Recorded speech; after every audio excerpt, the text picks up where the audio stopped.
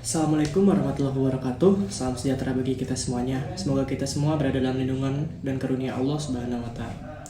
Pada kesempatan kali ini saya akan memaparkan materi perkuliahan pertemuan 9 sampai dengan pertemuan ke-15. Yang berisi materi berupa kepemimpinan, prinsip-prinsip kehidupan sosial, toleransi dalam beragama, keberadaan agama Islam, musyawarah dan sikap adil. Karena keterbatasan waktu yang ada, maka saya akan memaparkan secara singkat dan padat agar mengefektifkan waktu. Baik, pada materi yang pertama kita akan mempelajari tentang kepemimpinan dalam agama Islam. Nabi Muhammad SAW sangat tegas dalam masa penegakan hukum.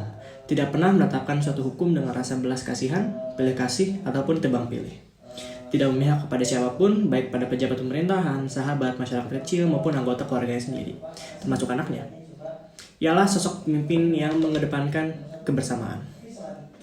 Kesuksesan Rasulullah SAW ini dalam memimpin selain karena didukung dengan wahyu Allah, didukung juga oleh 4 karakter atau sifat utama beliau yang selalu beliau miliki, yaitu yang pertama sifat sidik, yaitu sifat jujur, sifat amanah, yaitu yang dapat dipercaya, tabligh berarti menyampaikan amanah, dan fatonah atau cerdas. Jadi kekuatan akhlak inilah yang menjadi poin fondasi dalam kepemimpinan Nabi Muhammad SAW. Dan akhlak Nabi adalah Al-Quran. Allah berfirman, wa innaka lakulum azim, dan sesungguhnya engkau benar-benar berbukti pekerti yang agung. Kemudian berikutnya adalah prinsip kehidupan sosial dalam agama Islam. 5 prinsip atau aksioma etika bisnis Islam dapat diadopsi menjadi konsep CSR dalam Islam, yaitu tauhid, keseimbangan atau kesejajaran, kehendak bebas, dan tanggung jawab. Ajaran Islam menyatakan bahwa kesejahteraan sosial dimulai dari perjuangan mewujudkan dan menumbuhkan suburkan aspek-aspek akidah dan etika pada diri pribadi. Karena diri pribadi yang seimbang akan lahir masyarakat yang seimbang juga. Dalam pendidikan juga mempengaruhi kemampuan kesejahteraan sosial. Kemudian ada juga toleransi beragama. Sikap toleransi beragama inilah sangat penting sebagai alat pemersatu bangsa. Tanpa adanya toleransi kehidupan yang penuh dengan kemajemukan dan perbedaan ini tidak akan pernah bersatu.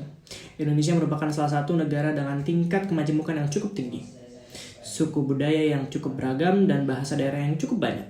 Maka sangat dibutuhkan sikap toleransi yang mewujudkan dalam kehidupan berbangsa dan negara di dalamnya.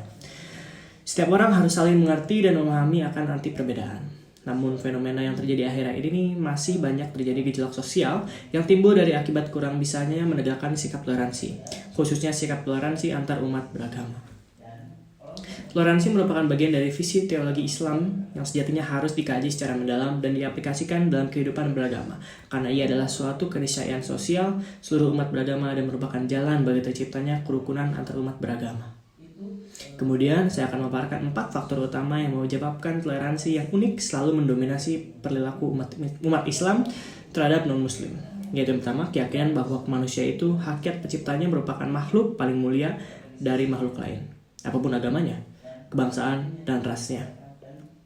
Adapun perbedaan bahwa manusia dalam agama dalam meyakinkan merupakan realitas yang dikehendaki oleh Allah Subhanahu wa taala, yang telah memberi mereka kebebasan untuk memilih iman dan kufur. Seorang muslim tidak dituntut untuk mengadili kekafiran seorang non-muslim atau menghakimi kafir dan musyrik lainnya. Hanya Allah Subhanahu wa taala yang akan menghakiminya nanti pada akhirat.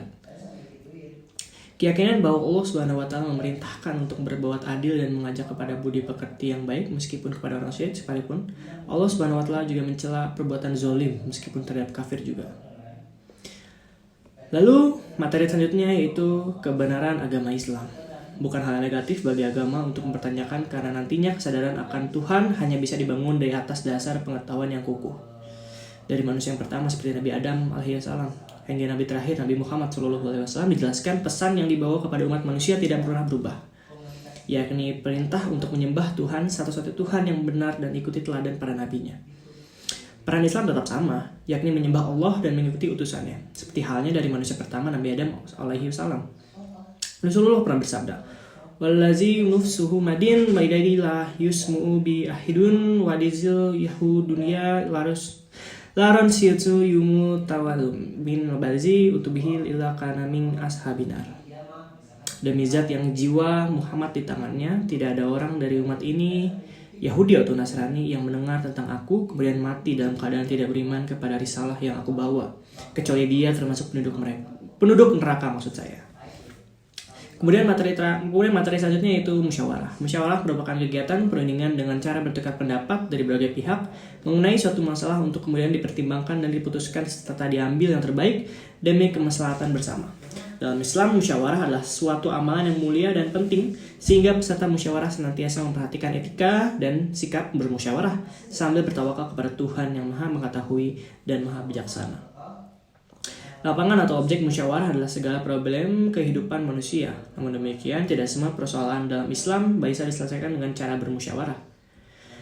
Musyawarah hanya bisa dilaksanakan dalam masalah yang tidak disebutkan secara tegas pada nas Al-Quran dan Sunnah Rasul. Banyak manfaat yang bisa dipetik dari musyawarah, namun yang paling penting adalah menghormati dan menaati keputusan yang diambil atas dasar musyawarah, dengan harapan bisa meraih kesuksesan dengan kemaslahatan bersama, mulai dari lingkungan, keluarga, masyarakat, sampai kehidupan bangsa dan negara. Kemudian materi yang terakhir adalah sikap adil. Di antara nilai-nilai kemanusiaan yang asasi yang dibawa oleh Islam dan dijadikan sebagai pilar kehidupan pribadi, rumah tangga, dan masyarakat adalah keadilan tanda kutip. Di antara nilai-nilai kemanusiaan yang asasi dibawa juga oleh ajaran Islam, dijadikan sebagai pilar kehidupan pribadi, rumah tangga, dan keadilan. Islam memerintahkan kepada seorang muslim untuk berlaku adil terhadap dirinya sendiri, yaitu dengan menyimbangkan antara haknya dan hak Tuhannya dan hak orang lain. Islam memerintahkan kepada kita agar kita selalu berlaku adil kepada semua manusia, yaitu keadaan seorang muslim terhadap orang yang dicintai dan keadaan seorang muslim terhadap orang yang dibenci. Sehingga perasaan cinta itu tidak bersekongkol dengan kebatilan dan perasaan benci itu tidak mencegah dia dari perbuatan adil atau insaf dan memberikan kebenaran kepada yang berhak. Baik, hanya sekian yang dapat saya sampaikan. Saya Jericho Tommy Muzaki, NIM 121 1218040131 telah menyampaikan materi tentang akidah, tentang Al-Quran dan Hadis. Terima kasih.